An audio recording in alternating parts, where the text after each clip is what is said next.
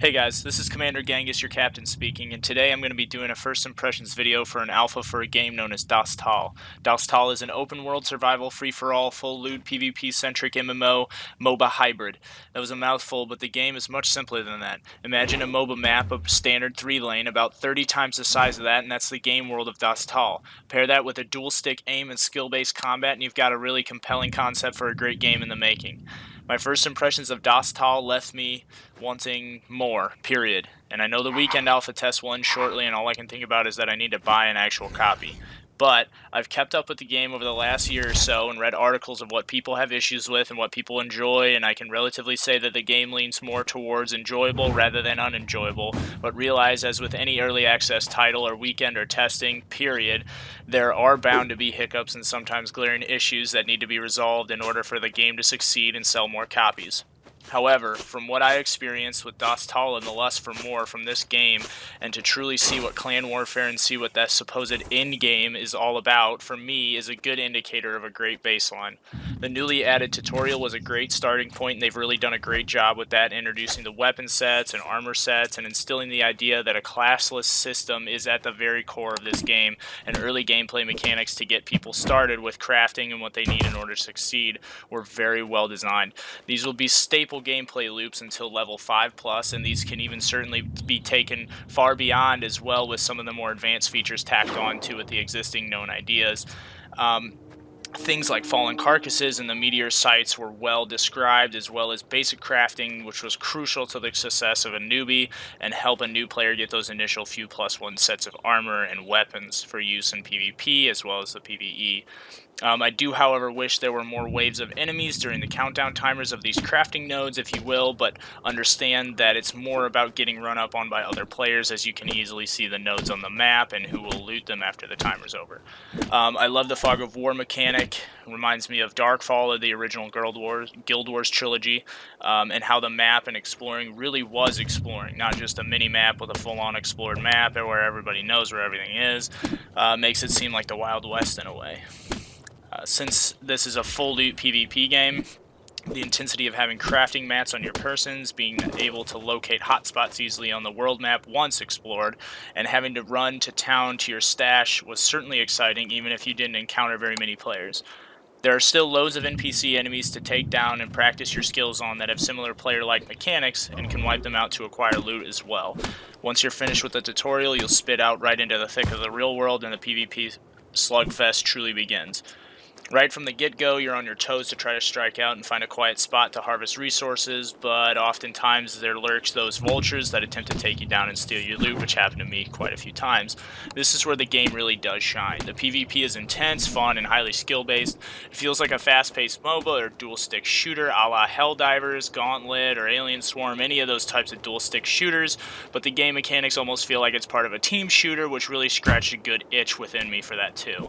The devs can continue to improve and take careful measure to not have a huge amount of power creep, power disparity due to the crafting, and continue to increase the variety of gear, which they've already talked about and can be seen on the website, but still maintain a balance within the game and the progression during a season or 2 weeks to a month. They've said maybe more depending on what they decide, as well as they're going to add more biomes and more maps. Which was really quite a cool concept. I was able to talk directly to a dev, shout out to FD Alex, on the second Open US server once they got quite full on the first one, huge queue times and stuff like that, but we had a lengthy talk in the early morning when there weren't a ton of people on about the game and mechanics and future improvements, which was awesome. I'm glad I got to sit down with him, and I got a good sense that the devs really do have their hearts and mind invested in this little indie title that could. I know that they've attempted a Kickstarter and that was unfortunately unsuccessful, but I have faith after playing for the weekend that Das Tal could easily revive some of those full loot free-for-all PvP itches that a lot have been asking for. I'm sure others would disagree, but that isometric viewpoint, it's just not my forte. I don't enjoy it as much as, say, third-person shooters or especially first-person shooters. For me personally, it's just an immersion thing.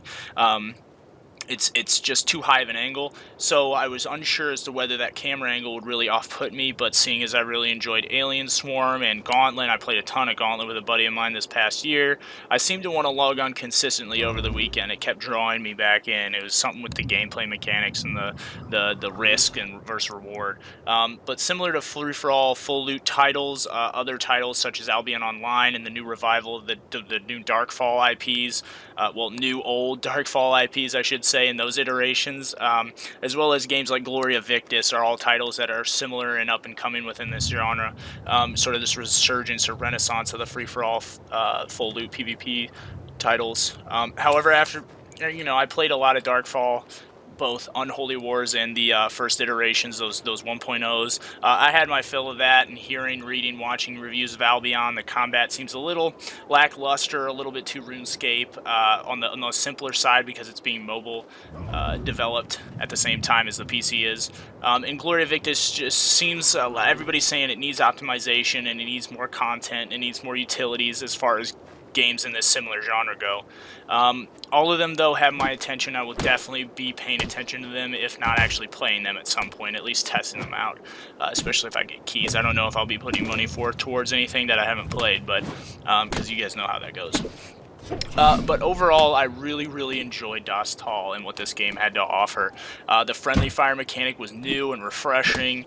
Games need that persistence. You wouldn't run into a battle and have all your buddies throw projectiles into your back, pretending them to phase through you, right?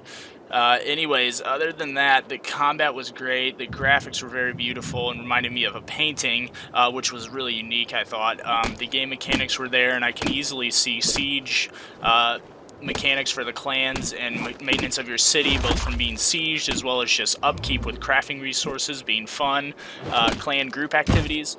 The weapon and armor sets felt different enough to provide a good mix of light, medium, heavy style of classes, but without limiting you too much at the start of the character creator and really kind of focusing you into a class. It kind of was a character sheet version, almost like D&D. This felt like I was just a regular old guy starting out and forging on my own with my own class, my own weapons and armor combos. I am personally going to purchase a copy as soon as possible and continue playing this game as long as they plan to continue developing for it. I kept asking in chat, oh, do we keep alpha progress? Do we keep alpha progress? Blah, blah. And everybody was saying no, so it instantly incentivized me to go buy a copy. I saw a great amount of potential within the game, and I loved that. I love that feeling, just knowing that more biomes, more weapons, more armor, more utilities, more crafting resources, more, all this stuff. I could easily see them adding to that, and I really get hyped up on the potential of a game once I see it. The devs seem to really be into the game and want to prove their community that they are committed in improving the game at a steady pace, and I think that they have. I know that after their unsuccessful Kickstarter, they kind of rallied, they stepped back and said, hey, how can we get more visibility and more credibility towards our name and our game, and I think they really show and prove that with several alpha tests. I didn't get any in the past, but with the summer alpha test, I really think that they hit the nail on the head on this one. So yeah, if anybody has any comments or questions, just feel free to comment at the bottom of the video, and as always, please like this video, sub to the channel, and make sure to share with your friends and people in the related community for Das Tal. Have a good one, guys, and until next time, see you around.